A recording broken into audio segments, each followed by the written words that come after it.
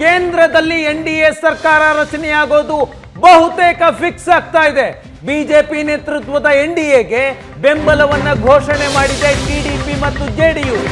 NDAಗೆ ಬೆಂಬಲ ಅಂತ ಚಂದ್ರಬಾಬು ನಾಯ್ಡು ಇವತ್ತು ಪತ್ರಿಕಾಗೋಷ್ಠಿಯನ್ನ ಕರೆದು ಘೋಷಣೆ ಮಾಡಿದ್ದಾರೆ.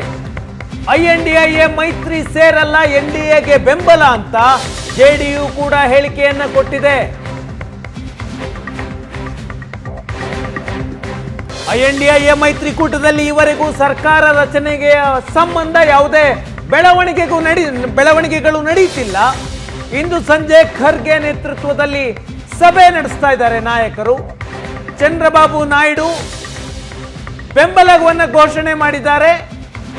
ಬೆಂಬಲ ಘೋಷಿಸಿದ ನಂತರ TDP ನಾಯಕರಿಂದ ಚೌಕಾಸಿ ಆರಂಭ ಆಗಿದೆ. ಸ್ಪೀಕರ್ ಮತ್ತು 5 ರಿಂದ 6 ಸಚಿವ ಸ್ಥಾನಕ್ಕೆ TDP ಬೇಡಿಕೆ ಇಟ್ಟಿದೆ ಎನ್ನುವ ಮಾಹಿತಿ ಬರ್ತಾ ಇದೆ. ಪ್ರಮುಖ ಖಾತೆಗಳಿಗೆ TDP ಮುಖ್ಯಸ್ಥ ಚಂದ್ರಬಾಬು ನಾಯ್ಡು ಬೇಡಿಕೆಯನ್ನ ಇಟ್ಟಿದ್ದಾರೆ. ಗ್ರಾಮೀಣಾಭಿವೃದ್ಧಿ ಮತ್ತು IT/BT, ಆರೋಗ್ಯ ಸೇರಿದಂತೆ ಪ್ರಮುಖ ಖಾತೆಗಳು ಬೇಕು ಅಂತ TDP ಬೇಡಿಕೆ ಇಟ್ಟಿದೆ. 16 MPಗಳಿದ್ದಾರೆ ತೆಲುಗು ದೇಶಂ ಪಕ್ಷದಲ್ಲಿ.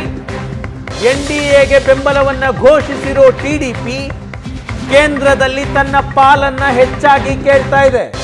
ಏಕನಾಥ್ ಶಿಂದೆ, ಶಿವಸೇನೆ ಶಿಂದೆ ಬಣ, ಅವರು ಕೂಡ 2 ಸಚಿವ ಸ್ಥಾನವನ್ನ ಕೇಳ್ತಾ ಇದ್ದಾರೆ.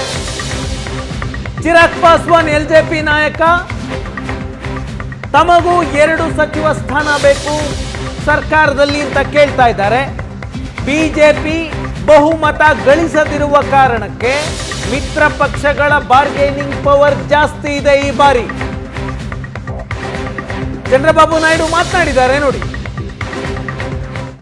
Very loud, you want news always. I am also experienced. I have seen so many political changes in this country. We are in NDA.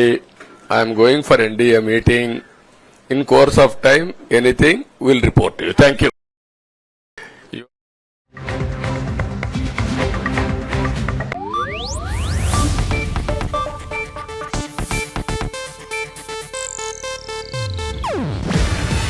ಇದು ಏಷ್ಯಾನೆಟ್ ನ್ಯೂಸ್ ನೆಟ್ವರ್ಕ್ ಪ್ರಸ್ತುತಿ.